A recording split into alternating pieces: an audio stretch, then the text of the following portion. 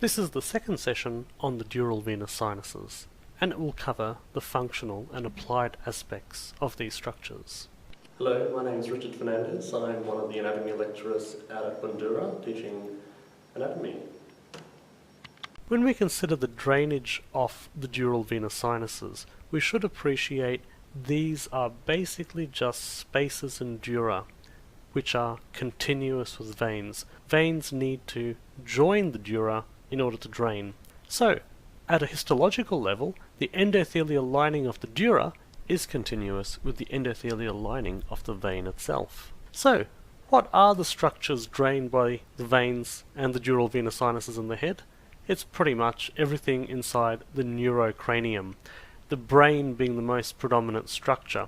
So a lot of these cerebral veins that drain the brain ultimately drain into these dural venous sinuses. And here you can see some examples of cerebral veins draining into the superior sagittal sinus, and of course the great cerebral vein draining into the straight sinus.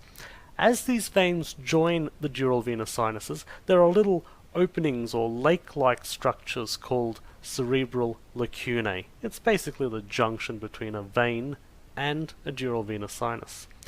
The meninges themselves also drain via veins, and those veins drain into the dural venous sinuses as well. What we need to appreciate is that there are other structures that do use the dural venous sinuses for drainage, most notably the orbit. So on this diagram here, you can see the ophthalmic veins that join or drain into the cavernous sinus. I've mentioned before with the scalp, there are little emissary veins that can communicate with the dural venous sinus, but I should remind you, it's only a potential route. The scalp itself is superficial to the cranial cavity, therefore it will drain via superficial veins outside the neurocranium, and I'll show you those a bit later.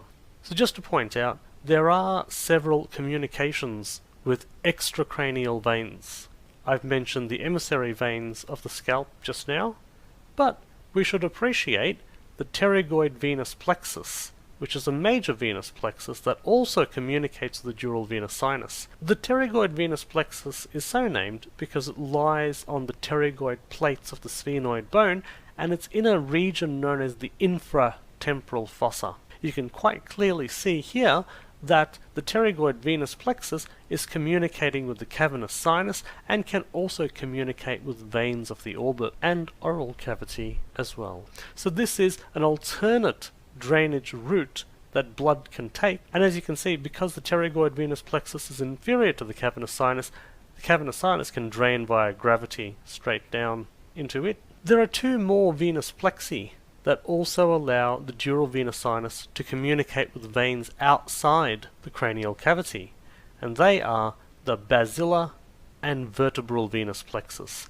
Here you can quite clearly see the sigmoid sinus communicate with the basilar venous plexus, which in turn communicates with the vertebral venous plexus. So it's important to remember all these venous plexi are basically allowing alternate drainage patterns for the dural venous sinuses. So, what's the normal drainage pattern due to gravity? Well, we should appreciate that the dural venous sinuses drain from anterior to posterior-inferior. So here I'm demonstrating how they would drain from anterior all the way back to posterior, superior sagittal and inferior sagittal. You can see here that both those sagittal sinuses and the straight sinus ultimately bring blood to that confluence of sinuses. From there, the confluence of sinuses, the blood will traverse laterally into the transverse sinus. Usually, 60% of the time, blood goes to the right transverse sinus. From there, it'll then traverse into the sigmoid sinus and directly to the bulb of the internal jugular vein, which is a little swelling at the jugular foramen, and thereon it'll exit the cranial cavity and drain via the internal jugular vein. What we can also appreciate here is that the cavernous sinus, I've mentioned earlier how it can drain via the pterygoid venous plexus, but usually it tends to drain via the superior and inferior petrosal sinuses directly to the sigmoid. So the cavernous sinus pretty much drains to the sigmoid sinus. Now here's another diagram that shows you the drainage pattern of those dural venous sinuses.